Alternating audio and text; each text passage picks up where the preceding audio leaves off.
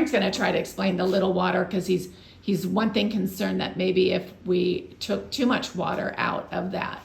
Is that what you're trying to say? Yes. Okay. Okay, so here's your tank of water in the boiler. Say there's air right here, between here to there, about that much air, because there's a cap, like this is a cap and this is air. What you want to do with that valve is get rid of the air. Well, once you get rid of the air, then some of the water will leak out too. So what you want to do is fill up the boiler as much as possible, watching the gauge to make sure it doesn't go over 50 pressure, PSI, which is pressure per square inch. You want to make sure it doesn't go over 50 because then it'll start blowing stuff. I keep it about 25, 30, and then as you put water in, it'll start pushing the air up even tighter.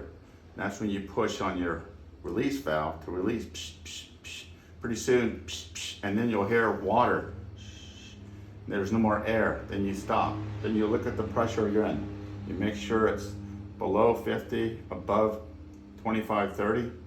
Then you want to look at the temperature gauge to make sure it's going up in order to boil all this water. Once this boiled water starts going to the system, it'll start pushing air through the system. It'll come back down again. Then you gotta check valve it again to get rid of that air. Once all the air is out upstairs and downstairs, and since air rises, upstairs would be first. That's why I want to know if the system's on upstairs.